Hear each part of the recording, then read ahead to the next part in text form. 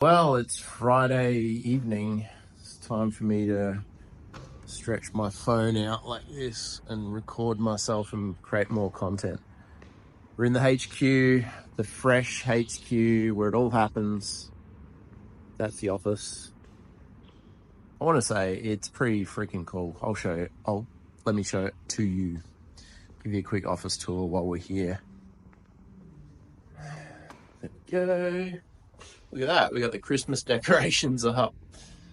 Annalise has done a pretty solid job of that. We got a little meeting room. We have some team meetings on the TV. And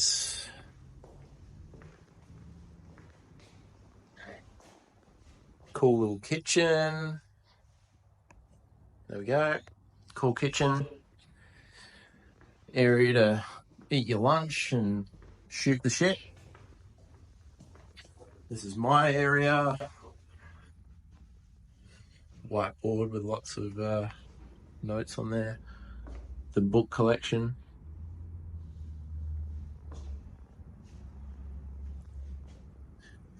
Where I interview people. If you'd like to join our business, you should contact me. On the hunt for killer technicians to grow this empire. So this is our little office. We share it with another business that does air conditioning, so it works out really well. Originally, I built it all. Well, I had it built all for ourselves, but we had tons of space, so they utilise an office as well. So they got a bunch of stuff in here.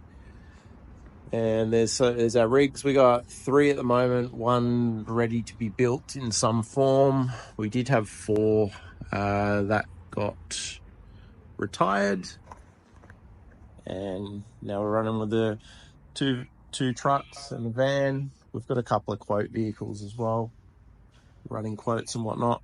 I don't want to talk about equipment too much, but I'm sure people want to know.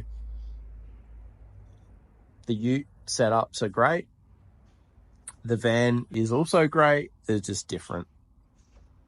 What we're actually going to do is just standardize probably on a ute setup with a canopy for a whole bunch of reasons, but we're just going to rehash the builds that we run.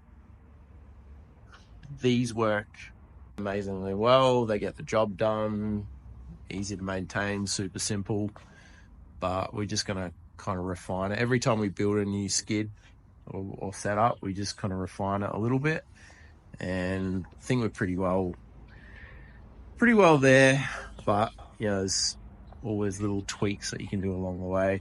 For me, it's not around putting like the most flashiest pump in there or whatever new thing that is catching everyone's eye. It's more about being easy to maintain, reliable, simple, something that maps into our training system. So that's about as much as you'll get out of me for equipment. But yeah, we have trucks that spray water, as you would expect in the exterior cleaning business. We got a quick workshop tour. We got some supplies. These are like kind of stuff we use a lot, like consumables. A really super neat area where you can put your boots, or if you've broken a blower, you just put it there. We need some order there. We got some workshop area for fixing stuff, and however this works. Trying to navigate the camera. Whole bunch of supplies. Obviously in this game things break. A little bit of chems, some other equipment, vacuums, ladders. Everyone needs ladders, sealers, stuff. Just you need little odds and ends in this game. So we're probably a bit low on what we actually need, but we have a place to put it. So that's our little HQ. So this video, I'm going to talk about something that will surprise and delight people, hopefully. Maybe not. I thought it'd be good to chat about marketing, because that seems to be a common question. What marketing is the best for your exterior cleaning business? That's like a really super common question. And if you think about it, running like a home services or an particularly exterior cleaning, but it could also apply to things like gutter cleaning, window cleaning, tile and grout, upholstery, car detailing, all those sort of one and done home services businesses where you're not going there like every month, I guess. Those businesses are essentially lead gen. So you got to generate leads, you got to get customers into your business. You obviously got to do great work for them, make sure they're happy so you get paid. Then you got to bring them back in. So you got to be really good at generating leads. So inherently, those sort of businesses are sales and marketing businesses. So although we have really cool things that are good for spraying water at stuff, you need to be able to make the phone ring. If you don't, all of that stuff's kind of worthless. So what's the best marketing? Now, I'll tell you what I did when I started, and a lot of people would probably frown upon this, but I used lead aggregators. So things like high pages, things like high pages, service seeking. There's another one I can't remember. But those services basically take leads off of the internet through their own funnels, or they'll run AdWords or however they want to collect leads, and then they just resell them back to other contractors. So they'll sell them to multiple contractors. They're not exclusive, and they just put a fixed fee on it. That worked really well because I could control my cost per lead, and I could move super fast on those leads and get in front of people. And I made an effort to be good at sales. So all those things combined was actually pretty good rocket fuel for getting my business off the ground. I'm not going to say that's for everyone. Those platforms do change, but having that approach was very good. But in answer to the question, what is the best marketing for your exterior cleaning business? The truth is, and it's a bit of a bullshit answer, but the truth is there is no particular best. The best kind of marketing is the one that you can measure and the one that has the best return on investment. And that really depends on the stage of business you're at. Like if you're running solo by yourself, you may not need a whole bunch of leads to get the machine working. So those lead aggregators might work fine. Or maybe going out and networking with people, going to a BNI group, that does the job. But the other thing that makes marketing effective is the ability to measure it. So if you can measure your results and then know when it's working and do more of that and push the lever down further, then you've got a good marketing channel. So I've tried many different types of marketing, lots of what I call boots on the ground stuff, which is fundamental to your business, flyering, networking, BNI groups, the old shaking hands, kissing babies kind of stuff. It's all super valuable. I firmly believe that you should continue to do that as a baseline in your business at all times. Flyering works fantastic. You have to have a system for it. You can't just throw a whole bunch of flyers out. So you have to have a system so you can measure the results. So the best form of marketing is the one you can measure that provides a decent return on investment that suits your stage of business. Now, if you've got a few trucks on the road, it would be assumed that you're probably already doing those baseline things. You might have to supplement that with some paid efforts, but at that point, it may tick those aforementioned boxes that you can measure it, provides return on investment, and feeds your business machine. But there really is no single one-size-fits-all marketing fix. And I guess as I was growing my business, I felt like there would be a magic bullet, and unfortunately there's not. But I figured it might be worth just running through some of the boots on the ground stuff that you could try, and then some of the paid stuff that certainly works amazing. It's just a matter of when it's appropriate to plug that into your business.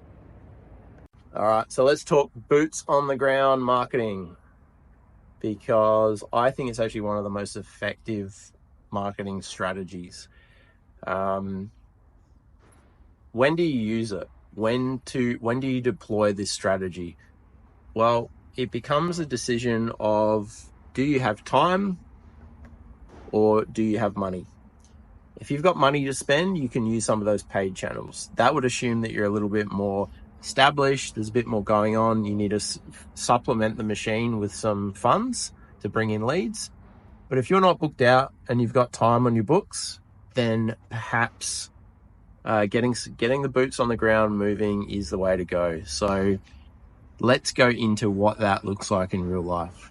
Boots on the ground is obviously getting out there, getting in front of potential customers. So what's the best way to do that? Well, go out and see people. Join a BNI group. Network with real estate agents. Network with facilities managers. Network with other businesses that can share leads with you, who might share your customer base, but are not necessarily in competition with you. That takes time, and it's not an instant fix. You're not going to get instant results. But the beauty of it is there is certainly a compounding result to it. Like the effects compound as you start to grow that, and the cost is very low. The other cool thing is you can create like a one-to-many relationship. One contact might give you 5 jobs. So the relationship building side of things is very, very powerful. It takes time. So at Freshfront, we have a system where we've actually built like a small mini CRM inside of our software tools that allows us or a franchise partner to build their own little CRM for boots on the ground. So, we can keep track of who we spoke to, maybe who the receptionist was, what the last conversation was, when the next touch point is, what were the last 2 touch points. So we start to build a picture of the relationship that we're building with these people. Now, of course, over time, the idea is they know you and you know them and you got a relationship and things come in. But as you're trying to establish that, you need to systemize that process. So that works very well. Once you've got that system, then it's just a matter of deploying it in managed chunks and taking time to actually execute on that playbook. So it's not easy, takes time, but it's worth doing. Another boots on the ground activity that works super well is good old flyers. Now, there's different designs you can do. I'm sure there's some art and science in that, but I think the principle behind flyering to get your phone ringing is just consistency.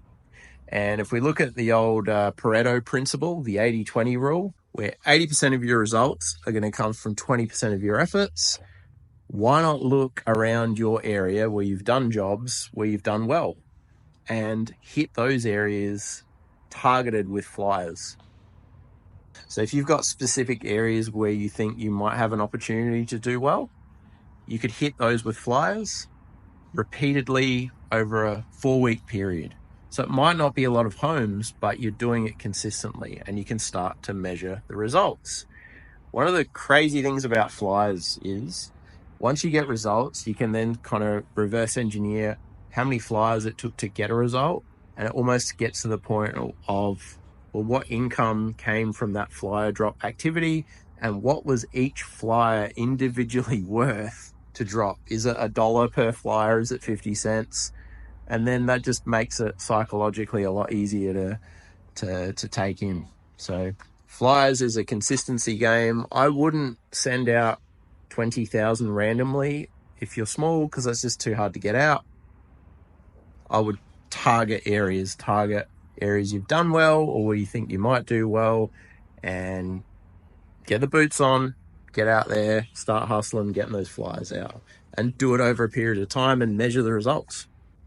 So flyers work. We still do it a lot.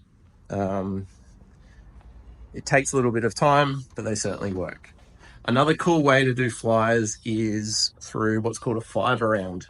So while you're out on your jobs, hit across the road either side and another neighbor. Get 5 flyers out. So that works really well because it's targeted. They can hear your machine. They can see your truck. You can see you walking around. So you're trying to wrangle up the hose at the end of the day, all sweaty and upset. They might even come over and talk to you, in which case you don't have to put a flyer out, but there's some but they are familiar with what's happening. If your vehicle's wrapped, like those ones, it's going to stand out a lot more as well. So they're going to have some sort of recognition between the flyer and the activity that happened in their street. So flyers work. You just got to be consistent with them. Another cool boots on the ground activity is referrals. Now, there's this whole bullshit thing around, oh, well, my work speaks for itself, so that's why my phone rings. At the end of the day, like, if people want things cleaned up, as long as you do a decent job and you don't destroy things, that's kind of the expected result. Yes, if you provide a great service, they're going to tell their friends and family, that's great. But how do you force that? Referrals. Create a referral system to actually drive that.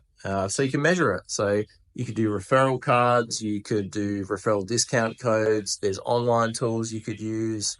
But the key here is to have a system that actually drives referrals. So I consider effective marketing channels as channels where you've got a big lever and you pull it down, and it might cost you money or effort, but you pull it down and then you get some sort of outcome. So just relying on word of mouth, hoping and praying that your phone's going to ring is not pulling the lever, but having a referral system that you can put out there, go back to previous customers, implement on each and every job, is certainly a lever, because you can say that, well, X amount of customers for this month I've done services for, I've sent out X amount of referral cards, therefore in the next 30, 60, 90 days, we're going to expect X amount of inbound lead inquiries. So referrals are cool.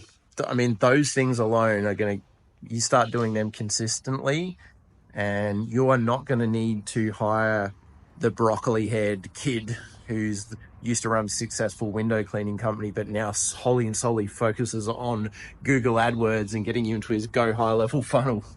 I rag on those guys, but I'm just having fun. Good luck to them. They're doing a great job. Another kind of boots on the ground activity is signs. I guess in America they call them yard signs, but there's a bunch of people in Australia doing that. If you do a job for a customer, you put signs out.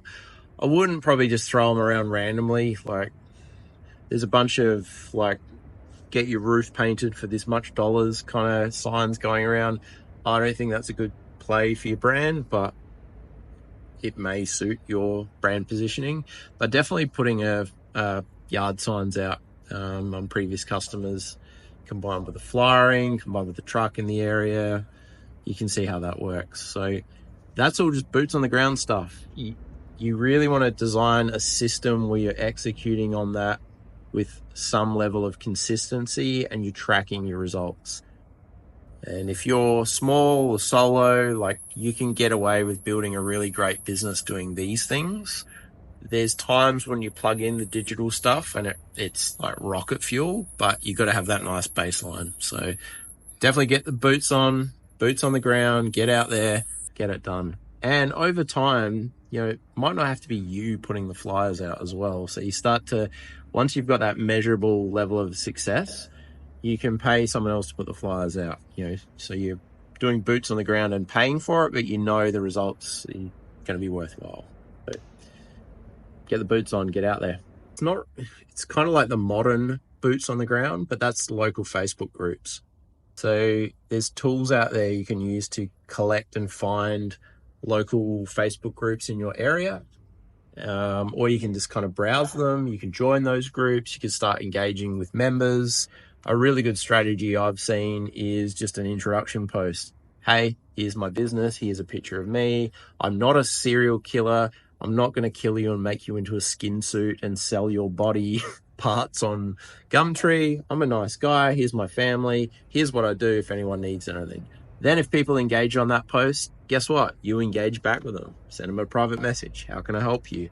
Once you get one job out of that, post that job on the group. Hey, we did this for Mary at Suburb X. It worked really good. She was really happy. Or even better, get Mary to post that on there or post it on her personal page and share it into the local group. very, very powerful. I consider that like the modern day boots on the ground stuff. It would pay to understand that really well and build some systems around that. So the local Facebook group posting. So you can do that, obviously, Facebook. You can kind of do it on Instagram as well. I guess if you have like someone who's a mini influencer in your area posting and sharing, that could be very good for your business as well. So some cool stuff you can do there. And guess what? Cost you bugger all. You don't have to give Zuckerberg any money at this point. You're just posting on the free platform that they give you in exchange for taking all your personal information, hopes, dreams, and wants. It's pretty cool. It's a good deal.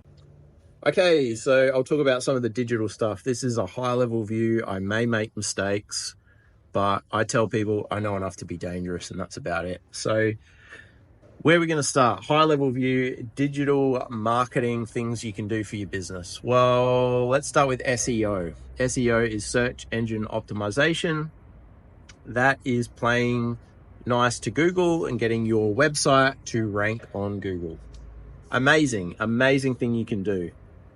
Upside is once it's in there, it's no cost outside of the effort it's taken to get there. Downside is it takes a long time to get that ranking and it's highly competitive. How do you do that effectively? There's two ways to run good SEO. One way is to make sure your website has good on-page technical structure. So there's a whole bunch of things you can do. Talk to your web design person, make sure my website is mobile friendly, has fast load times, has all the meta and header tags, has relevant content, doesn't have like bullshit keywords stuffed into the content. Is the content AI written or human written? That's a bit negligible now, but I think human written content's always going to win. Is it talking about the local area rather than being generic? Is it what people would want to look for? Is it actually going to get someone on the page reading? So that's your on-page stuff. Your off-page SEO is around getting backlinks. So backlinks in simple terms. If you've got good content that's useful, other people are going to link to it. That's the long and the short of it. There's more to it. You can go out and get a whole bunch of kind of sneaky backlinks and bullshit backlinks from directories and sites that give you a URL link through. There's different types of links within SEO. One is a no follow and a do follow, I believe. Do follow links have more weight, as in this is something that Google's going to crawl and index. The no follow links are just kind of, yes, you're there, but we're not really going to pay too much attention to it. I guess that's in layman's terms how I would understand it. The other thing with SEO, quantity of links is good, but quality is much better, particularly if you're a local service. So if you've got what's called a high domain authority backlink to your website, that's going to be worth a lot better SEO juice than 400 shitty directory links listing your business. A great example is maybe like a local business group, your local BNI group, Chamber of Commerce, a local media company links to your site. Google's going to see that they're local, they're talking about local content, linking to a local business, therefore pushing you up. If they have high domain authority, it's going to be quite powerful. So that's roughly how SEO works. There's more to it. I'm sure I've made mistakes, but it gives you an overview. Additionally, kind of linked with SEO is your GBP, Google Business Profile, which used to be Google My Business. So that's where you list on the maps. Super, super important for a local service business. How do you rank well on GBP? There's a bunch of setup things you can do. There's a look on YouTube of how to actually set up your GBP properly. Outside of that, get reviews. Make sure they're legit reviews. Don't pay for reviews. Respond to reviews quickly. And also, they're going to take into account how well your local SEO is running, because it's a local business. If your SEO structure and backlinks and content is more locally based, then it's going to be more relevant to the area that you're searching in. So that is a big beast, and it's becoming super prominent as a lot of businesses are obviously trying to optimize online. But the end of the long and the short of it is SEO is kind of an investment with a return later. So you won't get instant results. It does take a bunch of work to get it structured, but it might cause you to make some decisions about your website. So yes, your mate's sister did graphic design and can whip up sites in whatever platforms people use now, Wix or whatever. Is it going to be SEO optimized? Are you going to get any traction, or is it just going to kind of fall flat?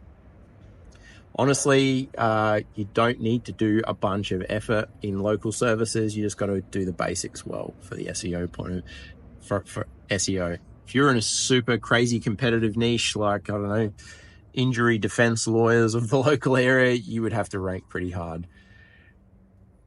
One other thing with SEO, it is keyword driven. So there's certain keywords that will relate to your business and service.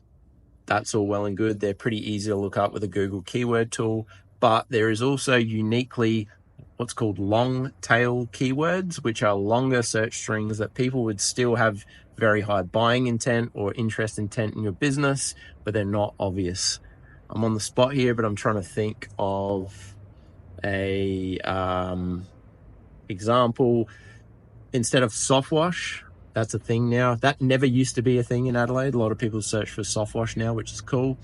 Instead of soft wash as a generic term, or pressure cleaning as a generic term, there may be a search term that says that people are searching for that is along the lines of best way to clean a double-story weatherboard home without damaging it. Long tail keyword, same search intent, actually more laser targeted. It's up to you and your SEO peeps to find out which ones apply to your local market. Then you can build content and rank for them. So SEO.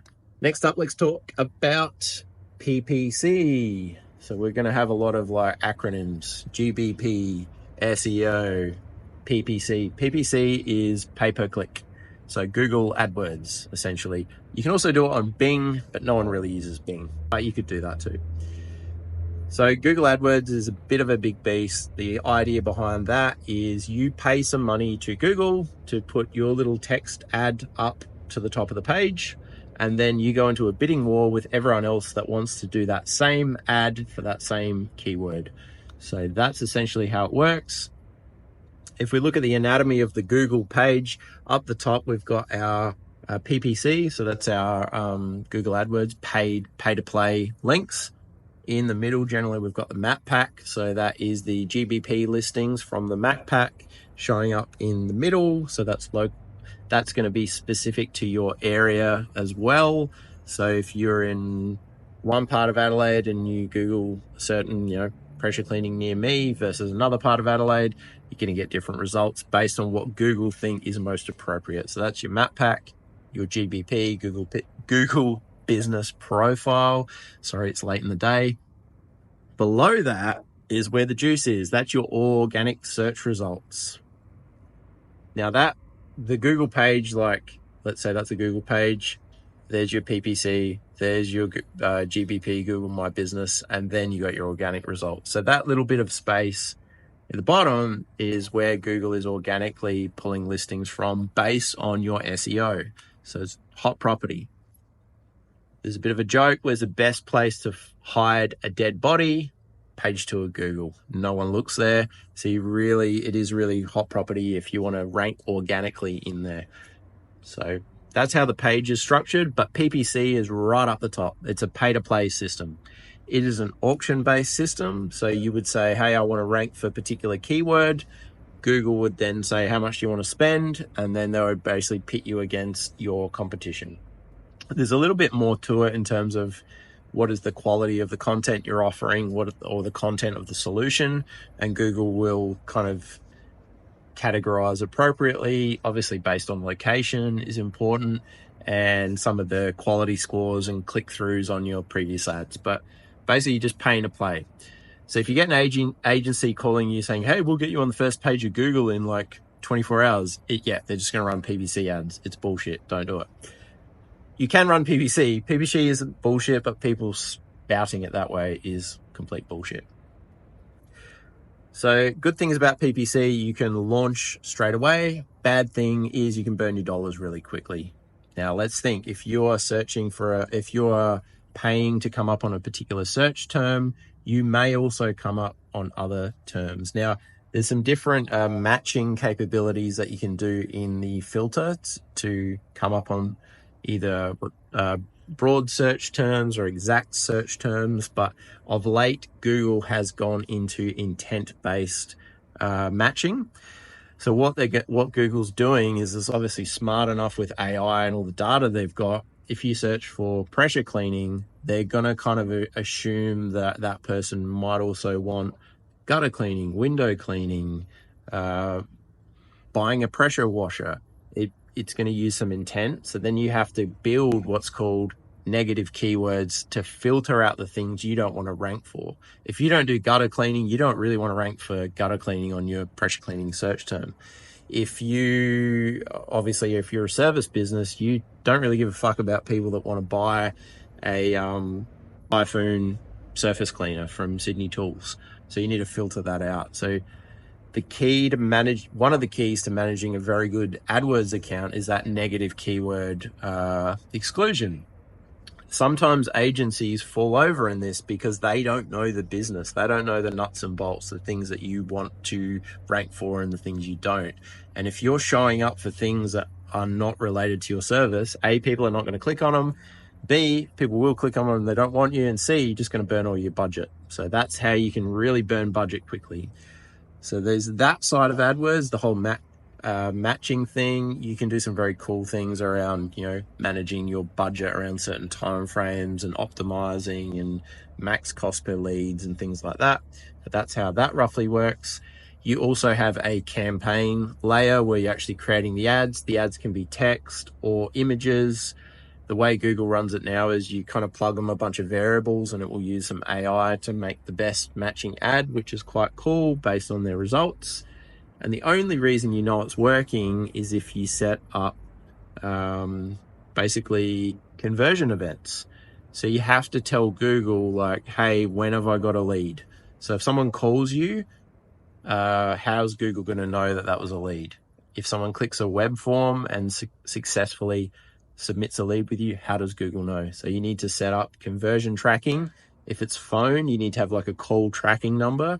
Basically, it's another piece of software whereby you can issue a whole bunch of different numbers. So you know that when someone calls this number, it's from Google AdWords. This number's from the truck route. This one's from direct on your website. You can start to attribute where the leads are coming from. That's pretty high level. Probably a whole bunch of businesses don't do that. I think you should. But you definitely need conversion tracking. Otherwise, Google doesn't know when it wins and all your cost per leads and all your metrics are going to be totally fucked. So it's a bit of a big beast. It works quite well. One of the downsides, though, of Google AdWords is it is demand driven. So it's only going to work when people are searching for your stuff. So in a shoulder season or a slow season, your cost on AdWords is just going to go whoop, because people stop searching for particular services. You can't just get in front of them and do interruption marketing. So it's good for capturing demand, but also if you're small, when demand's up, all of that boots on the ground stuff that you spoke about earlier, those people are going to be calling you anyway, so you might not need it. So a mistake I made early on was engaging a local agency that kind of pulled the wool over my eyes with Google AdWords, promised me the world. It did work. It worked reasonably well. But until I learned about the system and how to optimize it, which they were not doing, they were giving me out of the box bloody setup. I could have done so much more with that traffic. But in hindsight, I also couldn't have serviced the leads anyway because it was during periods of peak demand. So Google AdWords works great. You just got to know about those caveats and be careful with it. Okay, before I run out of steam, the next one we'll talk about is Facebook, Instagram, Meta, that whole suite of products running ads on there. It's a big beast. It's a big thing. There's a lot you can do. You can do it simply. You can run boosted posts, which at times don't work very well, but there are strategies around actually doing that, like anything. It's not that it doesn't work, it's just generally the strategy that people use is wrong. But let's talk about how the Meta or Instagram, because they're Facebook, Meta, Instagram's all the same now, all one and the same holding company, how those ads work. Much the same as your Google AdWords, right? So it's an auction system, it's a bidding system. So you would create an ad with some creative, that's what it looks like, and content, that's what it says. And then you would put that in front of an audience. Now you can be very selective on the audience, or you can run it wide open, or you can do it geographical. It's totally up to you. And then with a conversion event or an objective, Facebook or let's say Meta will put that ad in front of people who are more likely to follow that conversion objective. There's a bunch of different objectives in Facebook. There are messenger conversations, there are submitting a lead form, there are submitting a website lead, there are traffic, getting traffic exposure to a website. There's engagement, whereby you want people to comment on posts. There's reach, and there's also like add to carts and online shopping, stuff like that. So it's important to understand the right objective before you build your ad. Most of the time for service-based businesses, it's going to be something like a lead form or a web form. A lot of people use Messenger. Be careful with that, because remember, Google's going to put that in front of people who are more likely to engage in Messenger conversations. Sometimes that's people who just like messaging businesses because they're a little bit strange. So the quality of your leads will go down, but the volume will go up. So just keep that in mind. And if the quality's down, you've got to qualify them and work a bit harder. If you don't have the time or means to do that, then it's just going to be annoying for you. So one more little rag on the broccoli head kids that used to run a successful window cleaning company that now run Facebook and Meta ads because that's easy, and actually running a proper business is actually pretty tough sometimes. They will spout that they can get you ads for a certain cost per lead. Take that with a grain of salt, because it's very easy to generate messenger conversations. It's very easy to generate lead forms as well. You could say, hey, we're giving away free money today, click, click, click. Or you could just offer a service that just makes people interested, but they're not your ideal customer. So one sidetrack before I go off on too much of a tangent, cost per lead. Imagine, this is my thoughts on lead costs, right? Getting your lead costs under control and under threshold is great. You should definitely do it. But imagine if you had a business structure that allowed you to spend the most possible on leads of all your competition. Think about that. What if you could spend double what everyone else in your market could spend, because you're making so much profit and margin on your jobs or your efficiency or how you run your business? There's an old Dan Kennedy quote. He's kind of like a marketing guru, and he's like, the business that wins is the one who's prepared to spend the most to acquire a customer. So think about that. I certainly take that mindset. I know my metrics and I know the numbers that I need to hit if I'm running online ads, but I'm not necessarily looking to get the lowest cost per lead. I want the target demographic within a threshold, and that threshold is pretty generous because I know all the numbers down the line. I know how it's going to stack up. So back on track, Meta ads. It is a bidding system. So you're bidding based on that particular demographic of people that Meta thinks is going to convert well. You can do interest targeting, you can do location, age, you can go into the weeds. Honestly, the algorithm now is very, very powerful. The ad will learn over time and get better and better, providing you set the right objective. And that, if your objective is to have people fill in a lead form over time, as you push more dollars through the ad, Facebook will learn who's more likely to accept that particular lead form and offer and creative. And then the cost will get better over time. So it is a learning process. Facebook, Meta, Instagram ads do need to learn. It's not an instant thing. They learn by basically putting dollars through the system. So you could spend $5 a day over a week, or you could spend $50 and get it done quicker. Just keep in mind, if you do that, it may not be a good test of your actual ad, because people buy at different times of the week. So we've definitely looked in our metrics midweek. There's certain times where people are more likely to buy, which allows you to tune your ad spend accordingly. That's a whole other thing. But it's pay to play. You got to run money through the system to get things dialed in. And that's why if you're running successful ads and you get really busy, and you want to turn them off, that's actually a bad thing to do, because you'll break all the learning, all the progress you've made. And when you turn it back on, Facebook will have to relearn all of that. So generally you just pull down the budget and manage it that way. So Facebook ads, look, this is high level. I'm probably missing heaps of shit, but I figured it'd just be interesting just to brain dump all this stuff, and maybe later we could go deeper on it. What makes a good Facebook ad? Good creative that doesn't look like an ad, because you're showing up in people's feeds or sidebars or phones. Video still works better. It used to be that Facebook would push video and make it lower cost to use video, but it's come to the point where people just simply respond to video better because it's more interesting. So video ads work well. The actual content needs to actually call out the person that you want to engage with, or at least provide value or be interesting. If it just says pressure cleaning 20% off this month, no one really gives a fuck about that. It doesn't work so well. And the ones that do are probably going to be price sensitive. Do you really want those customers? I don't know. So those discounting ads, not so great. Just random before and after photos generally don't work so well. You want to have some sort of context, some sort of interesting thing. Look on your feed, do an exercise, go through your feed and just scroll through, find what takes your attention. It won't be other businesses that look like ads. It'll be something unique, something funny, something engaging, something that maybe upsets people. Like, you have to really think outside of the box. The bottleneck nowadays with Meta, Facebook, Instagram is the content. It's content heavy. So even if you're getting an agency to run ads for you, they're going to be like, hey, we need some content. We need some stuff. Because you've got to try lots of things.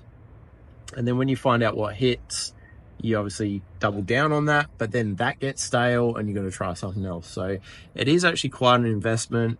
On a smaller scale, you can do it. But you just need to be mindful of those rules, getting the right content. Show your brand, show people. That generally works well. Tell a story, make it amusing, and test. You got to test it. So I don't recommend early solo operators or early stage businesses go too deep on this, because it's just such a bloody time suck. It can work well. One of the great things about Facebook and Meta ads is it's interruption marketing, right? So if you want to get in front of someone and say, hey, buy my shit, you can do that. You can't do that with Google AdWords. You can't really do that with SEO or any of those kind of things. So that's the play for it. It's good to have a strategy and like anything, plan things out. In terms of what conversion objective to use, it really depends on what you're doing. Like I said, messenger requests can work okay, but they can be a bit, a bit of noise and tie you up with tire kickers. Lead forms work well, but it depends on your offer, your creative, speaking to the right customer. You want to really speak to the customer that you want in your business, rather than just say, hey, we do this. We own pressure cleaning equipment. Let me clean your stuff and we'll clean things and you can give us some money. Like, you really need to press on their pain points and press on some of the emotional triggers in the ads. So it's a lot of fun. It's also, like I said, a bit of a distraction when you could just be doing boots on the ground stuff, doing work, collecting dollars, making people happy, all that stuff. One quick note on Facebook: pushing traffic outside of Facebook to another page, a landing page or whatever, that works fine.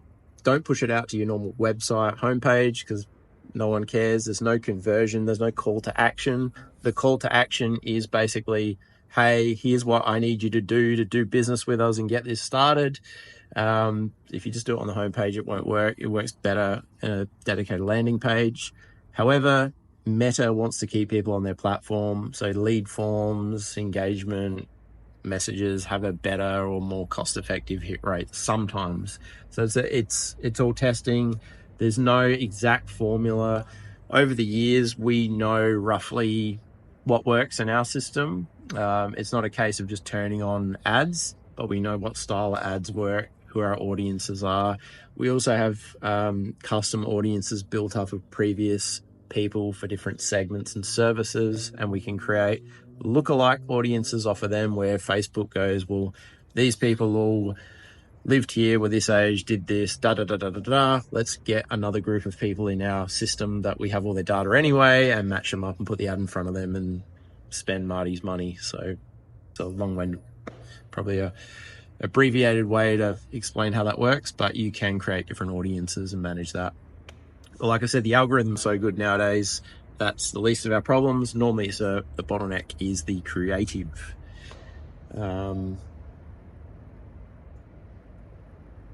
TikTok, I haven't really done much with TikTok. I think there's an opportunity there. We've got the grandfather effect, whereby I don't think a lot of our ideal customers are on TikTok.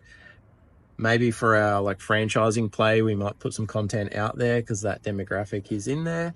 But your average homeowners, not really, they're looking for services, but they might see you and then go and Google it later. So probably worth some effort. You just basically giving up all your data to the CCP. But yeah, people do really well on TikTok. I know of some trades companies, particularly in the US as well, who are doing really well on there. Once again, it's a totally different strategy. You can't run an ad to look like an ad. It has to be engaging and fun content. And then that has to probably link back to something else for a conversion event. So that's TikTok. Any other online marketing things that we can do? I think we've covered a lot of the basics. There's way more to it, but that's just me mind dumping and vomiting out whatever's on the top of my mind. Hopefully it's been of some use to you. But like I said, as I said, I think it's really a case of picking the right marketing to plug into your stage of business, rather than what happens is like, oh, we're quiet, let's run Google AdWords. Or we're quiet, let's get an agency run Facebook ads. And if you are going to pay to play and do those paid channels, go back to the previous video about the top 3 things you should do to make sure that your efforts are actually going to convert properly, because there's no use filling the bucket up with water if it's full of bloody holes. So check out the one other video on my channel with some stuff. I feel like I've missed some online marketing thing that I can't quite remember off the top of my head, but I'll come back to it. One more online marketing technique that I've seen out there. It's kind of an interesting one. Just going to turn the lights off. So I'm going to go home and have a beer. It's Friday. It's late, but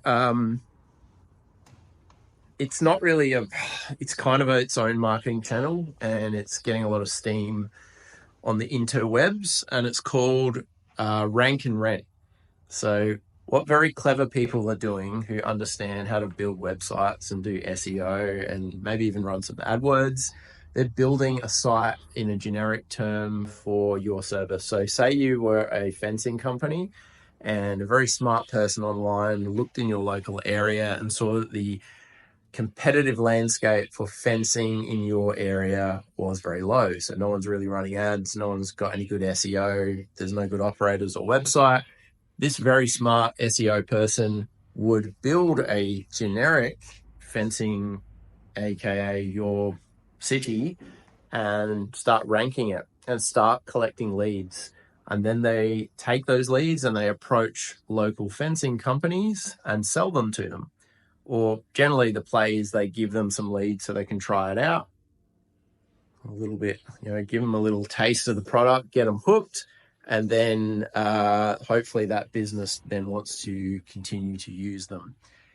And at that point, they get into what's called like a rental agreement, where that company rents the website. So I've seen a few people in like exterior cleaning doing that, rank and rent. It definitely works. Like, it will bring in leads. The thing I would be careful of is the brand recognition.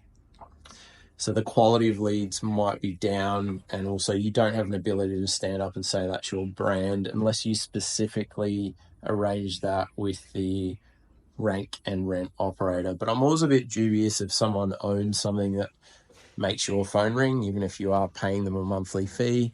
So you're probably better off just doing the other stuff. But yeah, that's the thing that's out there. It's the utopia of online businesses at the moment, because you can just build them up, get them rented out to people, and then they just pay you a monthly fee and you just send all the leads to them. But yeah, it's been out there for a while, but might be something, if you want to move fast, you could contact some kid with cool broccoli hair. I'm just jealous because I'm bald. Cool broccoli hair to build you a rank and rent. But you've probably gotten the emails from the guys saying, hey, I do this, I'm sure you could use more leads, rah, rah, rah. Well, sometimes they're doing that. So that's that. Well, hopefully that's given you a bit of a run through on home service, local services marketing, some techniques you can use to deploy into your business and make millions of dollars and have a great life. Like I said previously, the best marketing is the one that you can measure, the one that gives you a good return, a positive return, and you know that because you're measuring it, and one that suits your current stage of business. So there's lots out there. Some of them just don't suit every stage of business. So if you're small, get the boots on the ground stuff happening. Start to build systems around that. Systemize that process. Don't machine gun it. Don't just do a bit of everything. Pick one thing and go all in on it. And I guarantee you the compounding effects of that will be quite surprising. And you will be very thankful for the efforts that you've put in. So thanks for watching the video. I know I look very tired because my daughter doesn't sleep, and I've spent most of this week sleeping in a princess bed whilst busting out a bunch of work on the tools. So still getting the videos done, enjoying it, enjoying the sound of my own voice. And yeah, if you got any ideas about other stuff I can do, I will certainly take it on board and see what I can do. Until then, look after yourself, stay safe, and thank you for watching.